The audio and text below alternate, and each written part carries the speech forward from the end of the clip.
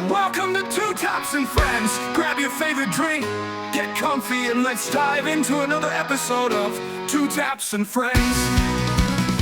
Welcome back, everybody, to Two Taps and Friends.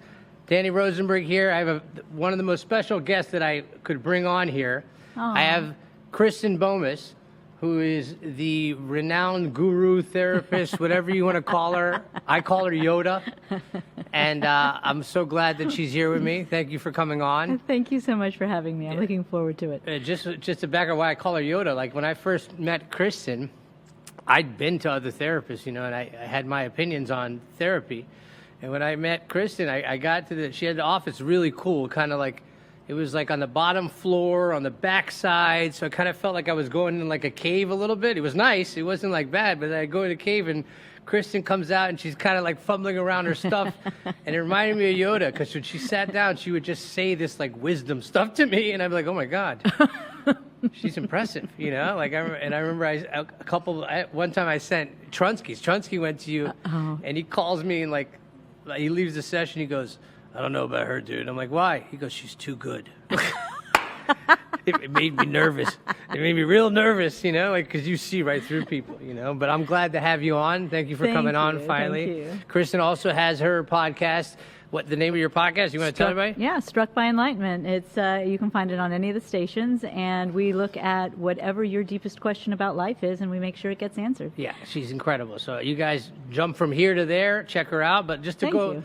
Get in a conversation with Kristen a little bit. Tell everybody, the viewers, about your background, how you got into this, just a little bit. I know you could talk for hours about this. I probably could, but yeah, it went from, it was one of those things about life where if you just keep following the carrot, it leads you to the gold, Sure. right? So I had a private practice. I trained for my doctorate at the University of Florida, and I studied analytic theories. So when I started my private practice, I was a psychoanalytic therapist. Well, if you're going to do that, then you have to be an analyst yourself. And so we hit the ceiling of psychology. We being me and the clients at the time. At the time, we called them patients. And so we hit that ceiling of psychology, and the questions changed, and somehow I had the answers. Talk about Yoda. Right. And I was like, how the hell do I have these answers? And how do I know they're right? And who am I to have these answers? And it was really kind of a crazy, crazy time. So, and it kept growing. And then, of course, it was all word of mouth. So people who got used to that kind of whatever, we're sending people who wanted more of that whatever. So anyway, it kept growing, and as it was growing, I started drawing pictures to help people understand a little bit more about life, and from the physical realm to so much more. And time went on, and I ended up creating the Sage's template, which you know very well. It's that little tiny template that speaks volumes of the simplicity of life. And Right. From there it went forward, and we've had a great time with it. I practice what I preach, so every day I work to live a life of absolute freedom and joy.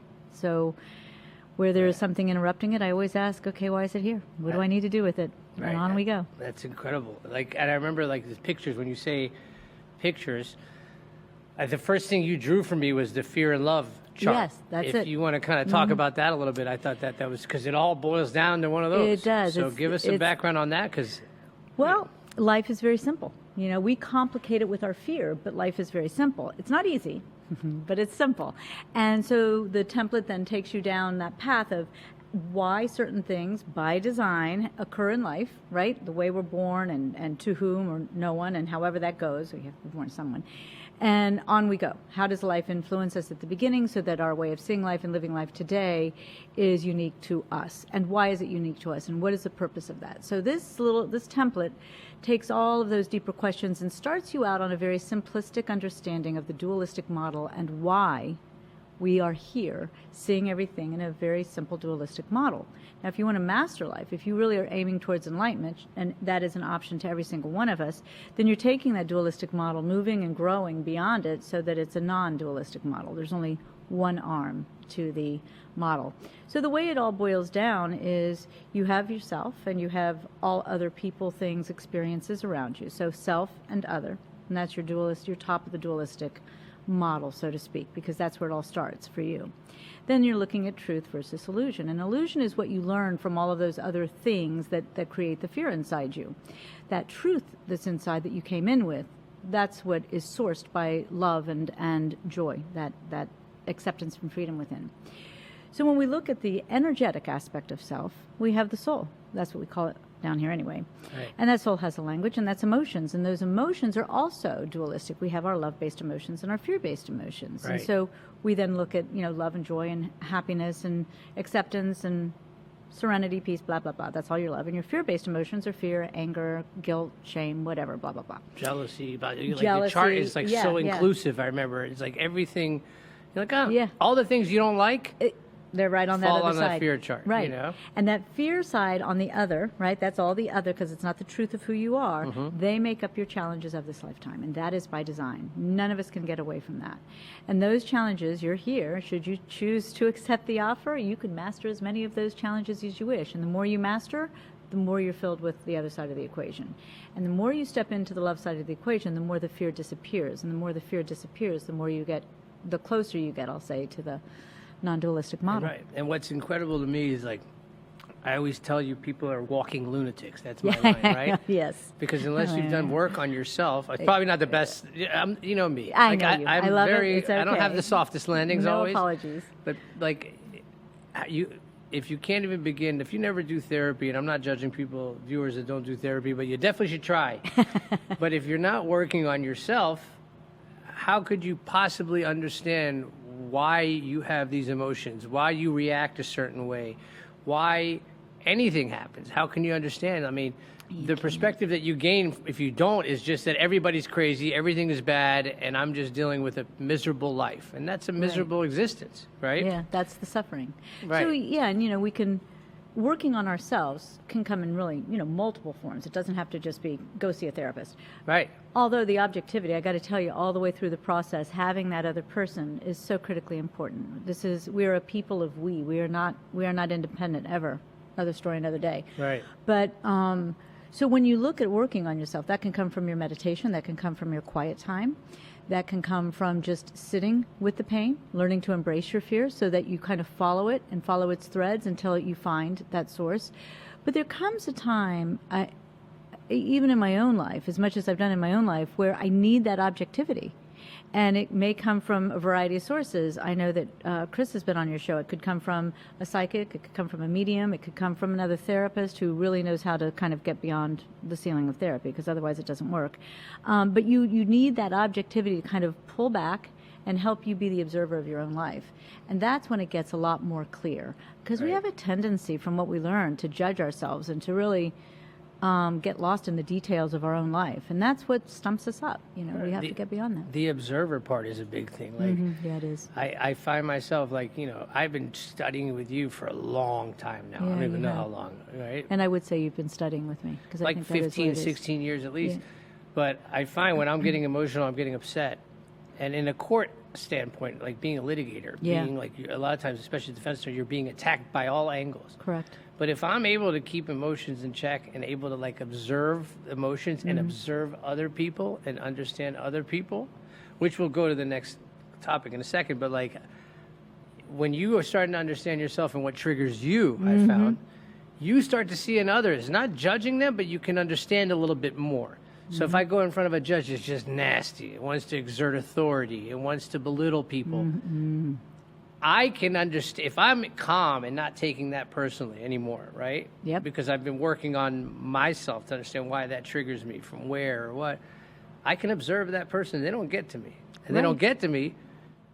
Not that I can manipulate them, but I But can you can. control the. Yeah, you can manipulate them. Absolutely. Especially in a courtroom, which is your job. I know I curse a lot, but I call it mind fucking. It's not But something, it is. But you're more in control. And we're talking about a courtroom, so I don't mind using the words control and mind fucking and Right, manipulation and all right. that stuff, because it's The mind fucking, you don't mind? No, not at all. Because honestly, in a courtroom, it's part of the mastery of Right. that courtroom. You have to really take charge. You have to. But when you can be that observer, you stay back. And I'm going to give a sidebar. You've had times in your own life where you have felt so much stronger at work, or if your dominant physical purpose is taking care of kids, you have a confidence in taking care of the children or taking care of work or doing whatever. And so sometimes, especially what Danny and I are going to be talking about, reflect back in your own life and notice that at work and in those places where you have the confidence, some of what we talk about today is going to seem easier for you, but when you step into life, where the rules get vague because there are no rules, it's a whole new ballgame, isn't it? Right. Right? Oh, yeah. So that's why I say in the courtroom, I don't mind using all of that. But when we step out of that courtroom and into life, there is no such Which is thing as coming at control. you from all angles, and it's hard. And if it's triggering you, you get the opportunity to ask why. Then you move through this life without getting triggered by stuff like that, because you're always in a state of observation instead of participation. You're still participating, but as the observer. I wish And it I does could make always big be in a difference. state of observation. I'm not always either, but I'm closer to that than Yeah, not. your you know? weakness is traffic. I've heard you. I've heard you in traffic. You're like, my you'd be pet on the peeve. phone. You're like, listen, you scumbag. You know, like I don't say that. that's what I say. That's what I. But everybody has their own triggers. But as long as you understand what it is, and like, I think you can have fun with it. Everybody's buddy in the car. Buddy, the gas Yeah. pedal's on the right. My words aren't as soft as buddy. You know. But another drawing that you interacting with people, like we talked about this a little bit, but like I remember one of the drawings was the perspective drawing, where Yes. you had, because I'm Yes. working, I do therapy, my wife does therapy, we do together with her when we work on our relationship. Relationship is another topic. This all kind of stems together. I guess we could start by saying relationships, like your intimate relationship, your friend relationships. You talked about the perspectives and how many different perspectives. Remember, you do that drawing where it's like, absolutely I did. then you have his Absolutely. perspective. Tell us that a little bit about that. That's interesting. There are 4 parts to perspective, right? There's you, there's me, right? Right, Inside you have a perspective of yourself. right. You have a perspective of me. And you have a perspective of my perspective of you. Right. And then unknown to you is what I'm perceiving, right? I have a perspective of me, one of you, of yours of me, and I don't know what you're perceiving on the inside of you. All of that craziness is going on inside, between you and me at all times. Wow. Now, let me preface this by keep in mind, you are always in relationship and you are always communicating. Always. Right? Now, in that, we've got all this nonsense taking place. And every single piece that we just talked about can interrupt communication and being known for who you are. So if I don't know who I am and I'm not willing to teach you who I am, and I'm getting caught up in some of these perceptions of who you are and how you're thinking about me, I'm out there looking at you. I'm not thinking about me, so I'm not teaching about me. And if you are over here with how you're perceiving me, how you think I'm perceiving you, what's going on in her, you're not teaching me about you, and you certainly can't hear me teaching about you because all that interference is running helter-skelter. It keeps us from bringing ourselves to the table, to bringing ourselves into the communication. So when we can bring ourselves into the communication loop, we talk about how we perceive. We don't just assume from those perceptions. We talk about those perceptions. Yeah, my first session, remember my first sessions with you, I'd walk in and I'd be like, That was another lifetime. her, she. I still do it sometimes when I'm upset, I'm like talking about my Sylvia or whoever, this person, and you would just sit there and be like, all right, and you would listen, and you'd be like, are you done? And I'd be like, what do you mean I'm not done? You're like, you want to tell me about why you're upset? And I'd be like, the fuck do you mean, why am I upset? Like, I just told you for 30 minutes, I ranted. You're like, no, you ranted, but I don't understand you. You haven't talked about you. And Right. remember, it Right. took me so many sessions to Oh, understand. I would walk out totally. like, dude, she's crazy. She's driving me nuts. I don't know, but I'm going back. Like, I got to crack this cookie, I still haven't cracked the cookie, but I mean, No. but like, it's just fascinating to You me. kind of have. I That's, have. we're I being silly understand 'cause what's you going really on have, now, but we talk about this because we understand this. But like you said, when you get into the line of fire, it reminds Yep. me of the old. I remember I saw this joke about this guy that like he's stressed out. He leaves the city and he goes and he joins a monastery, and he sits with Buddhists all day. And after like a couple months, he thinks he's found peace and mastery, and he's sitting there calm. Sounds familiar. And then some tourists walk by and it's like, hey, dude, your head's shaved. You look like an idiot. And he turns to him and goes, go fuck yourself. And he's like, I got to go back to studying, right? Like, when you're alone in a monastery with Buddhists, Right. it's probably It's a easier. whole new But ballgame. when you're in the line of fire, it's hard. So Right. that's what I'm saying. I talk about this when I get out there. I'm still ranting and raving, but That's where we came up with the tagline for the podcast, a conscious journey to enlightenment, because Right. learning to gain that consciousness amid the crowds and the noise and the interference, that's what's challenging. It's always challenging, but it's particularly challenging when you have all that interference, and really learning to build a self-awareness that is so keen that everything starts on the inside and goes from the inside out. Because as you can see, when you're in the other realm, everything on the outside is the noise, and you're so caught up in the noise and the people and what's happening around you that you disappears. But when you start on the inside of you, everything flows this way. Otherwise, it's all coming this way. Right. And that's where it becomes overwhelming. Feels like life's coming at you. You Absolutely, always say it that. does. Absolutely. Everybody yeah. would. I bet you 9 out of 10 people would tell you that their experience with life is life coming at you. I don't know about 9 out of 10. I'm making up a number. I would but, say you the know. number is high. I Right. think that I probably hear that more often than not. So I think you're correct on Right. that. I think that people do see life happening to them rather than them creating life. And we do create life. And just like Groundhog's Day, tomorrow is going to be a lot like today, only because I'm not ready to perceive tomorrow as something completely different. Too scary. Change is way too scary to imagine that I don't have a handle on the predictability of life. So I create predictability, and I create it so that I can feel comfortable. I think like the more direct sample product, like where you're actually putting this to the test more, is relationships with Totally. significant others, right? Totally, yeah. And whether it's a wife, a partner, or whatever it may be, I think that you're seeing it in real time, intimately. Like, Totally. I don't know how many marriages end because nobody's even looking at this kind of stuff, I know. right? Oh, if I could tell you, I watch how people teach communication and I wince because we aren't teaching couples how to truly open their relationship through their communication.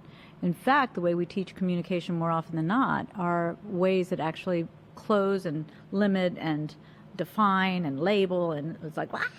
Right. And then we wonder why our divorce rates are so high.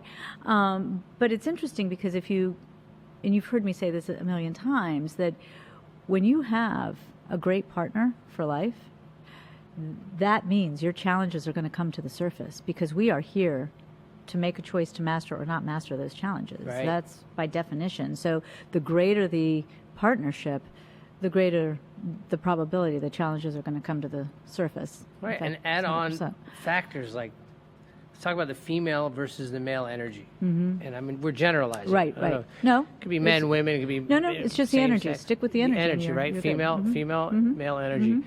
I talked about this with some of the guys, just kind of joking around about how, the female energy is so much different than the male energy. Yes, it is. Can you talk a little bit about Absolutely. that? What are they... I mean, obviously there's anomalies. There's not all... Well, talk to me We're about talking it. about energy, Well, right? then tell us We're back then. in the Tell us, dualistic Yoda. model.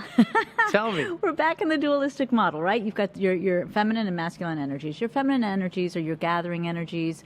They're the circular, the processing energies, and your masculine energies are more linear. They're more strategic. They're more end result See? kind of, Linear. right? Linear. So you're... Like I've said, Now, do you're you proving think, me. If I say giving, do you think that's a female energy or a male energy? I'm a student of yours for a long time, so I would say male energy. It is. But I think the general one would be female. I think Giving- caring is more the female energy. Caring right? is different. Right. Giving is male energy. Receiving is the female energy. Right. So you've got the aggression is the going towards, and the receiving is the passive. So the receiving is the female, and the aggressing is the male energies, right? So in baseball, to use this as an example, Right. the pitcher pitches the ball to the catcher. Right. He is the masculine, aggressive energy going to the feminine, receiving energy, passive energy. But, much to your point, that catcher then stands up and becomes the masculine, aggressive energy and throws the ball back to the pitcher.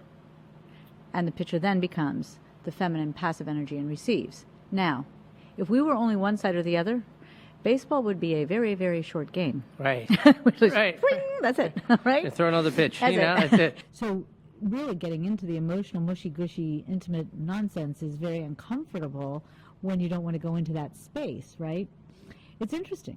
Emotions are quite powerful. They are the language of your soul, so they are very, very important to your existence. And so when we start chiseling them away, whether that's due to one side or the other or whatever. But when we start chiseling our emotions away, we're chiseling aspects of ourselves away. And it's incredible, like everybody's given certain tendencies too from the outside when we're talking about the fear stuff. Like my family, for example, wasn't a very emotional Right. family. So Right. like by proxy, now my brother and we have trouble dealing with our emotions. We don't even like. Right.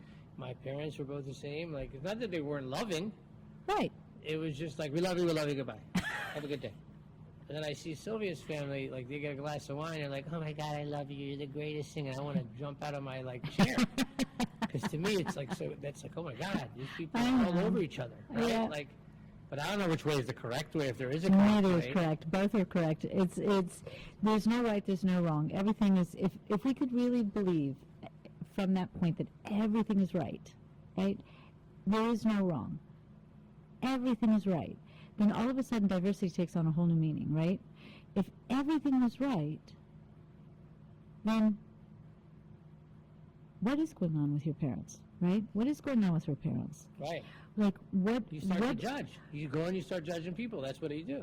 That's if you give it a wrong side. Right. We judge only if we think there's a wrong side. But if we don't have a wrong You judge the side, side that's not like you. we do that to make ourselves feel better. Right. Correct. Absolutely correct. Because we think if they're wrong, then I must be right. If they are having a shortcoming, then I'm okay. And if I can point my finger that way, then I know I'm going to be okay.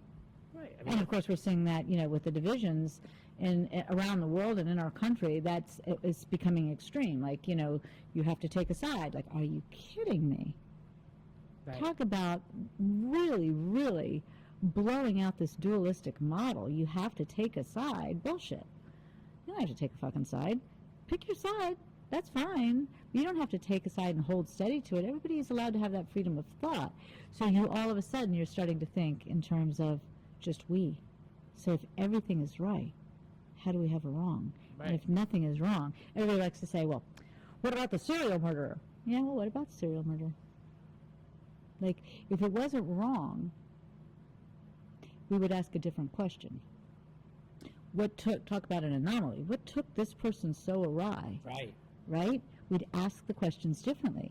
It doesn't mean that we'd all be serial murderers, because neither one of us wants to be a serial murderer for real. I mean, we talk about it. No, right, but you're observing. But you're watching this creature, Right. and you're watching this one person go awry, and you ask, why are you so different? Right. And like in criminal defense, people were like, have you ever represented murderers? I'm like, yeah. Yeah, of course. Like, oh, they must be scary. But Right. no, not always. No. Yes, when you can think of what this person is capable of doing, Yeah. right? But when you meet them, they're just normal people. Oh, boy, are they. Yeah. And it's incredible to, like, when you start to process, like, can you feel bad for? Of course you can feel bad for the person. Like, the person is a human being, right? But, like, and you wonder what trauma led this person to be able to go take a person's life, and not, and some of them have no remorse, but there's conditions for They that. do. They all have no remorse. Yeah, Right. that's a standard piece. Right. My classmate in graduate school, Anne, she was Ted Bundy's therapist, so she was able to interact with a lot of the guys on death row at that time. Of course, this is decades ago, but at the time that she was working with death row, I was working with the most extreme rapists and pedophiles of the state, and it was like, you're thinking to yourself as you walk into our individual buildings, it's like no one would believe that we walked in looking forward to our jobs, but the men behind the monster lets you know that everybody has a soul. It gives you, it really opens up the doors. Do I have time to tell a quick story about that? Sure. Okay. So I worked with the most aggressive rapists in the state, and some of them were also murderers, but they were first and foremost a rapist, so they were put on that particular pod, as we called it. And so there were 9 of them, and I was getting ready to leave that job, and I was young, and the guy said, we want to have a group session with Kristen and nobody else. And the whole team of professionals like, you can't do that, you can't do that, you can't go up there as a single woman all by yourself, those are 9 rapists, oh my God. I looked at them and I said, I can't, and I will. I said, you are all right here, I am going, and I'm absolutely going to honor their request. So I went up there, and I sat down, and I had the 9 most aggressive, awful rapists in the state, one-on-one, all by themselves. They put this together. Tell me how I could have avoided being raped by them, each one of them, in a way to protect me from people like them. So you aren't going to teach me that they don't have a soul. Oh, yeah. That was the greatest gift I've ever received. So when you you start to really understand those anomalies that are these monsters that fall out of our cultural nonsense. They started out as human beings. There isn't a child born who we look at and think is a monster. So how they get from the innocence and the truth so far awry, well, you can label it any way you want, but the truth of the matter is they came in as a soul. So. Right. I mean, you see, I remember that show. You remember the show that came out for 2 seasons? They canceled it. I love the Mind Hunters. It's a true story. Yeah, you remember yeah. that? It's the guy that literally, because they had serial killers, they would catch them and they would execute them. But he was like, listen, why aren't we trying to study these people's I have minds? said that for years. Why? Like, why? I know. This could help. We could prevent so much. We could spot things early. We could. And We they could have prevent. similar traits and similar traumas, and I thought that was so fascinating, and I love the show because Yeah. the show did a good job. But you Yeah. can go read this guy's book; it's Yeah. incredible. And I always found that super fascinating. Like even with because I work and you've worked with like the criminal element, like the worst elements of society. And again, they are like normal people. That's why it kind of Underneath it all, traumatized yeah. me. Like my wife would be like, "Oh no," like pedophiles, for example. Oh, Like we're not yeah. going to get They're a into tough that, one, but that's yeah. a whole thing. It's tough. Yeah, but she'd be like, "Well, he's not a pedophile. This guy." I mean, I wouldn't let my kids sleep over at people's houses when they were younger. I'm like, Yeah. I don't know the parents. And she'd be like, "Aren't you being paranoid?" I'm like, "No, I'm not being paranoid." And I probably was being paranoid, but you know what I mean? Like when you understand that, like every person has a soul, every person's a human, but you don't know what their traumas are. You don't know what led them to where they are, what behaviors they're capable of, what their right and wrong sense No, is. you don't know. Right. However, as you move through your fear-based side of the equation, if you will, if you move through your fears, your challenges. Right, that was definitely one of my and fears. But I not- said I was not just- traumatized. but not just yeah, right. But not just those fears. In general, any individual, if you choose to move beyond those challenges in your life, whatever they may be, right? The more you stand on the love side of the equation, self, truth, love, Right. the more you stand on that side of the equation, the more your perception of another human being matches their perception of themselves. You say, I can see through people because I don't have so much fear blocking the way or skewing the way I perceive. So the perceptions and what I see is much more clear than it was even 10 years ago, but definitely 40 years ago. So as I perceive another human being, I'm much more able to discern where they are on that spectrum of trust, where they are on that spectrum of interaction with others. Right. So we get to a point where all of a sudden we know, okay, my kids are going over, but I've met the parents. Yeah, I think we should meet the parents and know how we feel. But we follow that gut instinct inside ourselves. And as we follow that gut instinct inside ourselves, it becomes more and more accurate. Just like our intuition becomes more and more accurate, right? As we move fear out of the equation, we get more and more accurate in what we see in life. And it's amazing how clear it becomes. Very clear. It's funny because I had on a prior episode, I had one of the best dog trainers in town. And I asked him the question, like, have you ever had trained wild animals? Like, and is it different? And how? He goes, well, no, it's all the same. I'm like, what do you mean? Like, you train a beluga whale and you train a dog. He goes, it's behaviors. Like, people have totally. behaviors. Animals have behaviors. Correct. And he goes, it's important for me to understand. And I interview the owner of the animal, like, to see why they are behaving a certain way, if I can assess where. It's the same with humans. That's why I say, like, people are walking lunatics. You don't understand yourself at all. Right. Yeah, you're having to interact all day with other people who don't understand themselves. Right. You have a perspective of their perspective. You have your Right. perspective of their perspective of your perspective. You have a perspective of their perspective. It's unbelievable. Right. It's exhausting. Exhausting is right. That totally is. And people are trying to piece this apart. And then you read, well, figure out this about this person, and that's how you communicate to them. I'm like, you got to be fucking kidding me. I'm supposed to sit here, figure you out, then change my style of communicating so I can talk to you based upon what I think you're about over there. That sounds absolutely lunatic to me. Or what would another word be? That's craziness. I couldn't do that, right? But if I can stay inside myself Right. and know that I don't know you and only know myself, then I can teach you about me. And I can ask you all the questions in the world about you. Right. And you can teach me about you as much as you know. And guess what? You're in an ever-changing state of existence, as am I. So there's no way I'm ever going to know who you are better than you do. Right. So I'm going to sit back and I'm going to listen. And it's a different way of communicating, that's for damn sure. I mean, that's why I got to tell you, I found law school fascinating. I know. And I'll tell you why. Like, I was love never this. that good of a student. I was a pretty bad student, actually, but nobody listened to kids. But I was good enough. I was good. I had good enough grades, right? But then when I got to law school, I was so freaked out that I was going to fail out of law school because I didn't have these top grades. But I kept trying to understand what these people were trying to teach me. And they teach a different way. They don't just give you answers. They would have you read a case and say, well, who's going to say this and who's going to say that? Yeah. And it'd be like, well, do you want us to say who's correct? No, that doesn't matter. Like, they Right. didn't care. They wouldn't tell you that, but in their grading, so you had to write out your answer in a blue book. And the answer, the conclusion didn't matter to them. They were trying to teach you to be able to understand this side's perspective, to see what the other side's perspective is, to see what arguments this side was going to make, what arguments this side was going to make, what defenses they'll make, what defenses will make, and that's what they graded you on. And the outcome was irrelevant.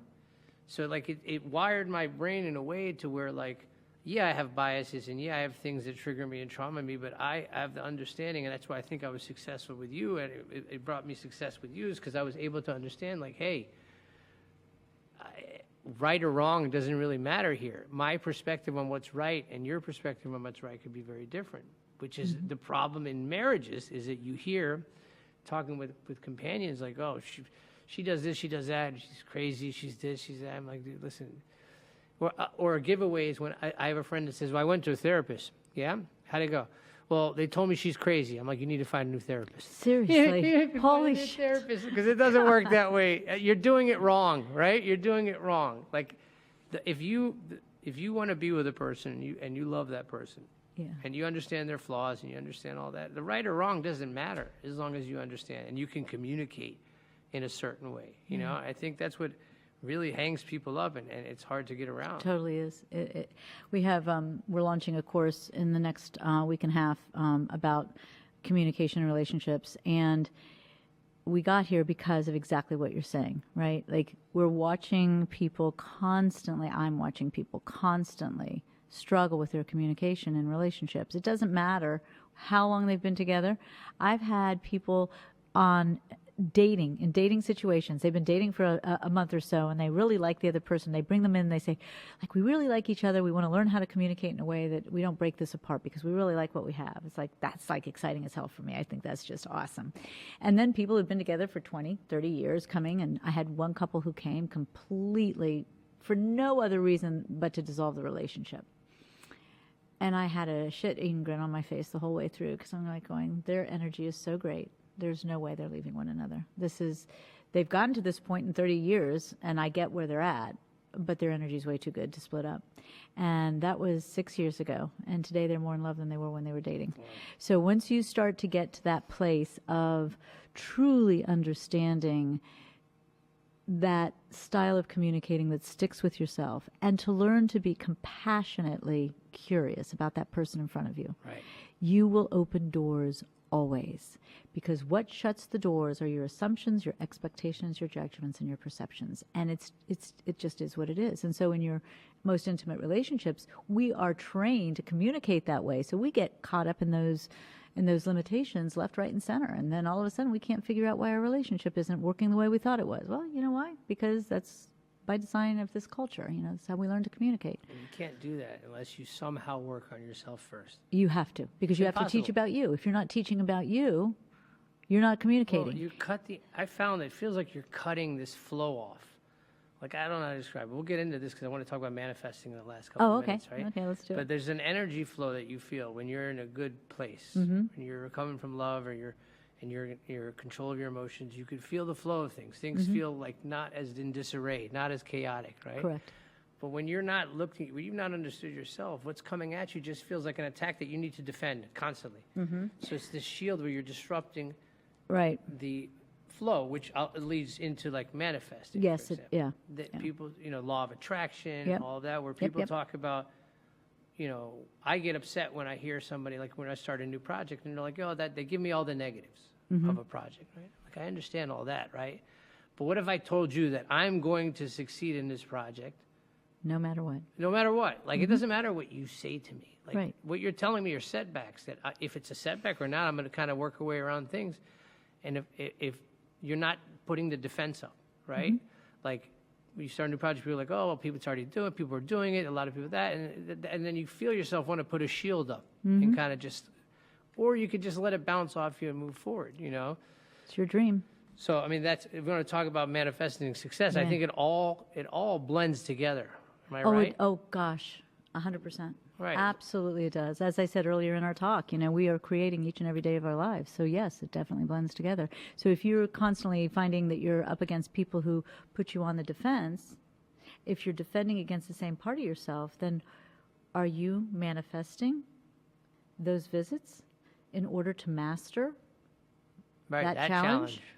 And so are you manifesting at a subconscious level that interaction over and over and over and over again so that you can master it? Probably.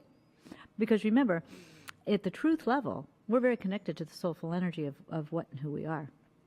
Right? Our higher self is there, if you want to call it that. However you want to call that larger soulful energetic being, it's with us always, right? So when we're manifesting, if we're not in alignment with that, that's what's manifesting. So if you have a fear inside you of being not good enough, because everybody has that fear. If you have that fear of not being good enough, but you find yourself in situations where you're constantly defending people who are judging you as not good enough, then you're manifesting from that fear point, right? You're creating these interactions. Now, the question becomes, do I wish to master that or suffer with it? We talked about suffering a little. Suffer and accept it. Not suffer and accept it. Suffering is in the absence of the acceptance. If you're suffering with it, and you realize it, right? Now you can say, okay, I'm suffering. Let me back up. Let me embrace what it is I'm feeling so I can move beyond it. Because I've got to really embrace what it is I'm going through in order to move beyond it. And so I'm going to do that. But you're going to keep manifesting it. I hear from people all the time, like, God, I seem to date the same people over and over. Is everybody like this? Like, no.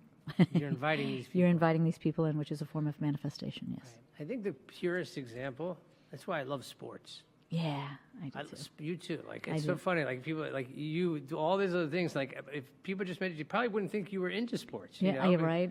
That's but the you're judgment. diehard. Like, I know, you're like me, I am. right?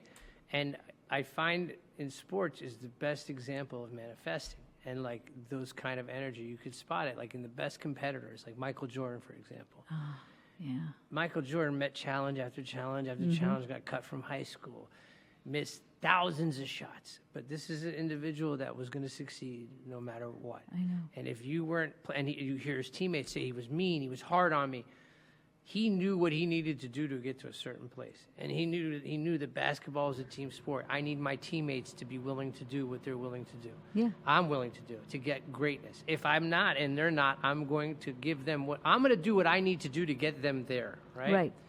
And I see it with my kids, like Jacob with the sports. Like, you hear some of his teammates. I remember at a halftime they were losing, and we all ended up in the bathroom at halftime. The team ran to the bathroom. I ended up in the bathroom with them, and some were like complaining and bitching and being negative, and I'm like, you guys lost this game. I told them. They're like, well, I'm like, if you keep this up, you're going to lose the game. I would try to tell Jacob, I'm like, listen, you need to get your teammates into some positive energy here.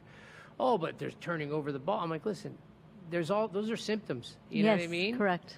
Like, Right. I think it's such a pure example of life. When you are tapped into the right energy, it's like there's a flow. Like, in basketball, you'll see a flow. Like, you'll see a team get hot, right? Mm-hmm. And unless you do something to disrupt that, they're going to run all over you. Right.